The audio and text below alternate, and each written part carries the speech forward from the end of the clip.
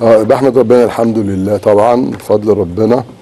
ويمكن الدكتور طارق يوسف ده تاني مرة ينقذني، لأنه في أعتقد إبريل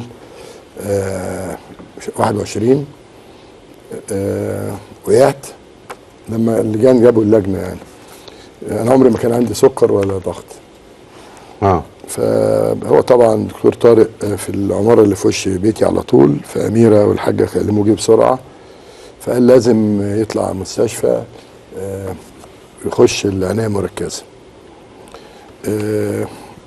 مفيش نقطة مية في جسمي خالص، ويجيبوا لي جهاز السكر اللي هو العادي ده، فكل ما يجي اقيس الاقي مكتوب هاي. هاي ايه ده؟ بايظ، هات له واحد غيره. اتاري هاي ده يعني عدى ال 550 وانا ما كانش عندي سكر. ده من اللي حصل في نادي الزمالك. صح. ده اللي من الدولة عاملاه فيا من 2020، وانا بحمل الدولة المصرية المسؤولية قدام مصر كلها.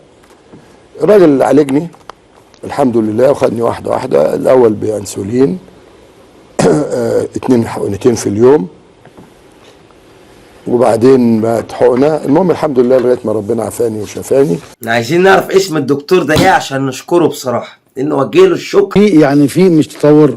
طب الاول نقول ان السوبر فرق كتير جدا مع الاهلي.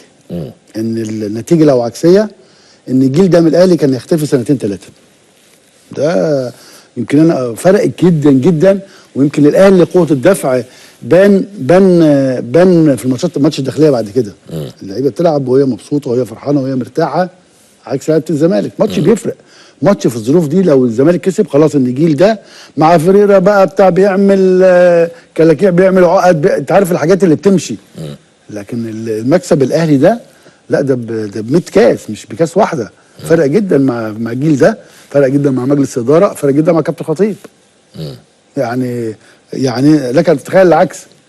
كانت قصه هتفرق جدا جدا جدا. بعيد عن المكسب، هل في تطور في اداء النادي الاهلي انت شايفه مع اللعيبه؟ يعني بس الناس عماله تقول لك كولر كولر كولر، واخد بالك؟ مدرب كويس، بس ماتش الزمالك تحديدا كان ماتش لعيبه.